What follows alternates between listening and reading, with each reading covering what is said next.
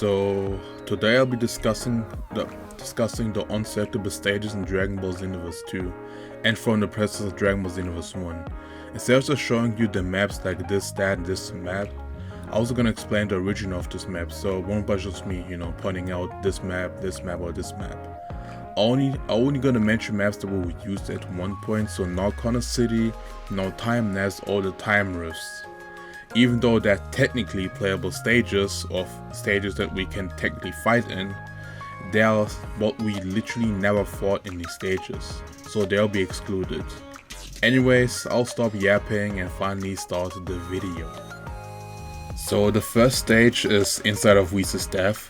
It was only surprisingly used in two instances, once in the Infinite History, during the first battle against Goku and Vegeta, and in News Pikuku as DLC number 19, 108 in the 181 greatest training ever. And that's it. Those were the only appearances of the map.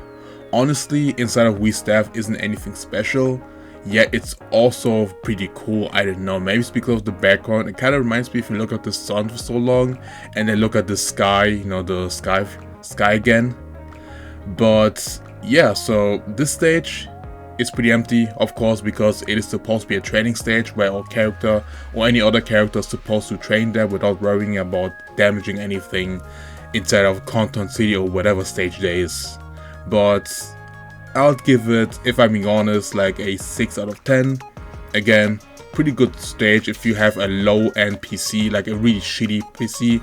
Then it's a really good map to just really fight in, and do not have to worry about lagging or any lags whatsoever. I used to use the map when I had my shitty PC, my shitty laptop, and again, pretty good stage. But yeah, 6 out of 10. Toki City Ruins. Toki City Ruins is definitely one of my favorite maps in the game. Yet it is even better than the Tournament of Power map, it's just my opinion. Sadly, this was only used in the final chapter of Xenoverse 1 in the Demigod Saga. It's such a shame why it's not available elsewhere except with the Legend Patrol and Xenoverse 1. Matter of fact, I really hope they're gonna add this map in a future update and not as a paid DLC, hopefully.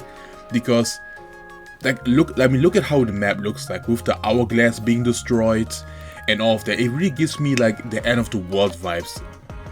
And again, absolutely beautiful, and honestly, this map deserved a 10 out of 10. It's definitely a 10 out of 10. It's a Xenoverse original map, and it looks absolutely amazing. Why isn't it a playable stage? I don't know. It's dims. I guess it's dims. Don't ask me that. But yeah, 10 out of 10. The Toki City Plaza of Time Night. Toki City Plaza of Night, surprisingly a Xenoverse 2 map and not a Dragon Ball Xenoverse 1 map. It was first used in the story quest by Shenron's Might History Restored. This stage isn't really anything special, it looks okay, but the main difference is that the skybox being black because Shenron's right now being summoned, and whenever Shenron's being summoned, the sky normally turns black, and that's why it's also called night, quote night. But yeah, there isn't really anything else to say. The map looks okay, but the skybox making it black kind of looks it more like, it's okay. It's okay, honestly, but it's not really that special. It's the same as the Plaza of Time, but less, cooler than Plaza of Time, but because Shenron's been summoned. I'd give it a 4 out of 10, just for the nostalgic, give it a 4 instead of just a, 3 or something. The Plaza of Time is a very nostalgic map for me. This is where our Xenoverse 1 character was born, or where the whole story of Xenoverse even started. It was first used in Xenoverse 1, where we fought against Trunks for the first time, or where even our first battle even began with, because this was actually the tutorial stage. Now it is a waiting room for online PQs and online battles. Toki City in general is a very nostalgic map to me, and I'm glad to see it back as a waiting room. More of a mixed feeling I have it, more like I'm glad to see it back, but also kind of sad that it's just a waiting room and not a fighting stage. I hope in the future we get, the stage maybe in a free update. I don't know, maybe in some like 10 years or so, because Xenoverse refuses to die. But yeah, I'd give it a rating of 6 out of 10.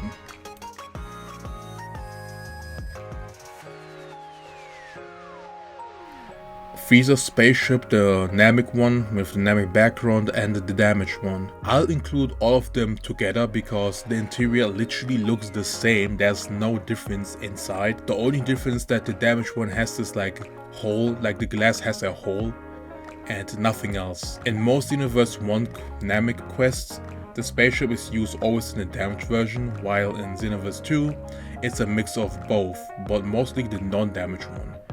Most quests inside of Frieza's spaceship, you know, one of the time rifts, if you could join Frieza's forces, are the non-damaged one. But fighting inside of the stage or fighting inside of Frieza's spaceship is ass. It's really annoying, it's too small, and if you have a crazy modded moveset, good luck missing with your attacks, or accidentally using a big move like Spirit Bomb, which will vanish your Spirit Bomb if you're at the top. I am not joking. So overall, I'll give it a 2 out of 10. It's really tiny, and you will just miss with your moveset, and it's just ass, okay? It's just ass.